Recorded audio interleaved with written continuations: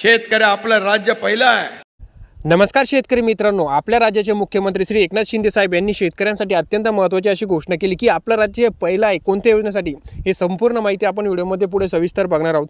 त्यांनी सांगितले की म्हणजे दुसऱ्या राज्यापेक्षा आपल्या राज्यामध्ये शेतकऱ्यांना कसा आपण जास्त योजनांचा फायदा देतो, त्याचबरोबर आता कोणत्या नवीन योजना या सुरू करण्यात आल्या आणि आमचं सरकार हे बाकीच्या सरकारपेक्षा कसं वेगळं आहे, त्यामुळे आम्ही शेतकऱ्यांना नवनवीन योजनांचा लाभ हा सर्वात अगोदर आणि डायरेक्ट शेतकऱ्यांना देतो, त्यामुळे कोणताही शेतकरी यापासून वंचित राहत नाही। त्याचबरोबर शेतकऱ्यांच्या खात्यात हे पैसे आता केव्हा आणि कसे जमा होणार, त्यासाठी काही प्रक्रिया करावी लागते का, त्याचबरोबर आम्ही शेतकऱ्यांना कोणत्या बँकांमध्ये हे पैसे पाठवणार आहोत, त्यासाठी KYC करावं लागेलच का, जर नाही KYC केली तर शेतकऱ्यांना पैसे मिळेल किंवा नाही मिळणार, त्याचबरोबर शेतकऱ्यांचा पुढे काय पीक विमा नुकसान भरपाईचे पैसे सुद्धा कधी येणार, ही संपूर्ण माहिती त्यांनी दिली आहे। तर मित्रांनो, तुम्ही या चॅनलवर नवीन असाल तर चॅनलला नक्की सबस्क्राईब करा। चला तर आता आपण बघूया। देण्याचा निर्णय घेतला आणि अजून आपण पुढे जाऊन जे द्राक्ष बागा, डाळिंबाच्या बागा ज्या पूर्ण उद्ध्वस्त होत आहेत त्यांच्यासाठी देखील एक योजना सरकार बनवतोय। शेवटी सरकार शेतकरी हा आपला अन्नदाता आहे, हा मायबाप आहे। हा अन्नदाता, हा मायबाप, हा संकटात सापडलेला असताना त्याच्या मागे उभं राहण्याचं काम आपल्या सरकारने केलं पाहिजे, ही भूमिका आमची आहे। आणि म्हणून आपण पाहिलं आज गेल्या नागपूरच्या अधिवेशनामध्ये सरकारने धडाधड निर्णय घेतले। विरोधी पक्षाला बोलायला जागा नाही, विरोधी पक्ष अवसान गळालेला, अगदी विश्वास गमावलेला आणि खरं म्हणजे कॉन्फिडन्स नसलेला हा विरोधी पक्ष आपल्याला पाहायला मिळाला। कुठे आहे विरोधी पक्ष? आणि म्हणून एक भरकटलेल्या अवस्थेमध्ये विरोधी पक्ष आपल्यावर सातत्याने आरोप करतायत, हे केलं ते केलं, अमकं केलं तमकं केलं, परंतु आपण बांधावर शेतावर जाऊन काम करणारे कार्यकर्ते आहोत। घरात बसून उंटावरून शेळ्या हाकणारे लोक आपण नाही। आपण फील्डवर जातो, लोकांशी बोलतो, संवाद साधतो, त्यांची दुःख जाणून घेतो आणि मग निर्णय घेतो। हे काम आपल्या सरकारचं आहे आणि म्हणून हे सरकारचं काम आपण लोकांपर्यंत पोहोचवलं पाहिजे।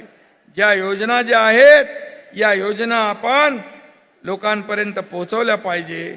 आणि खऱ्या अर्थाने आज अजितदादांचं आपण मगाशी नाव घेतलं, मोदी साहेबांचा करिश्मा, त्यांनी देशासाठी केलेलं काम, अर्थव्यवस्थेला दिलेली चालना, 9 वर्षामध्ये जे 50-60 वर्षात होऊ शकलं नाही ते घेतलेले निर्णय, हे सगळं बघून आज देश आपला पुढे जातोय, महासत्तेकडे जातोय, अर्थव्यवस्था बदलतीये आणि आपल्या देशाला एक जगभरामध्ये एक सन्मान, आदराचं स्थान निर्माण करून देण्याचं काम आदरणीय प्रधानमंत्री मोदी साहेबांनी केलंय। आपल्या राज्याचा एकही प्रस्ताव ते नाकारत नाहीत, सर्वच्या सर्व प्रस्ताव मान्य करून पाठवतात। आणि म्हणून केंद्र आणि राज्य हे डबल इंजिनचं सरकार वेगाने सुरू आहे। निर्णय वेगवान, सरकार गतिमान, अशा पद्धतीचं काम सुरू असल्यामुळे आपल्या युतीमध्ये अजितदादा देखील सामील झाले।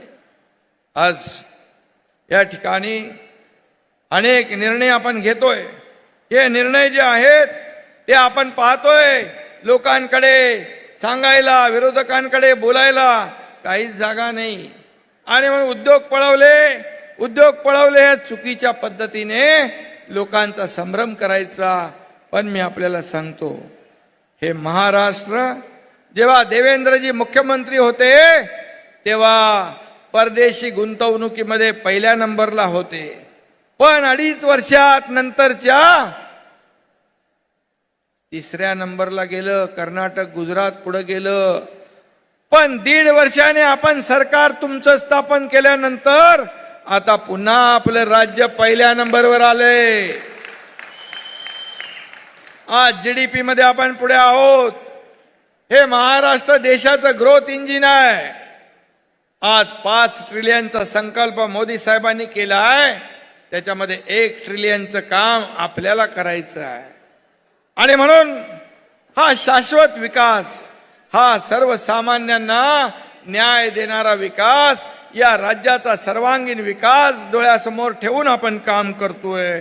आणि म्हणून मी आपल्याला आठवणीने सांगतो, गेल्या वेळेस मी दावोसला गेलो होतो वर्ल्ड इकॉनॉमिक फोरम मध्ये. त्यावेळेस 1,37,000चे MOU केले. मी आपल्याला अभिमानाने सांगतो, त्यातले 85% MOU त्याचं इम्प्लिमेंटेशन म्हणजे अंमलबजावणी झाली, हे त्याच्यातलं यश आहे. आणि म्हणून जे उद्योग यांकी देखील यापुढे मोठ्या प्रमाणावर गुंतवणूक या राज्यामध्ये येते. या राज्यामध्ये इन्फ्रास्ट्रक्चर आहे, या राज्यामध्ये कनेक्टिव्हिटी आहे, या राज्यात स्किल्ड मॅनपॉवर आहे, या राज्यात तुमच्यासारखे चांगले लोक आहेत. आणि म्हणून उद्योगाची भरभराट देखील या पुणे जिल्ह्यात देखील झाल्याशिवाय राहणार नाही. आणि त्यासाठी देखील सरकार प्रयत्न करेल.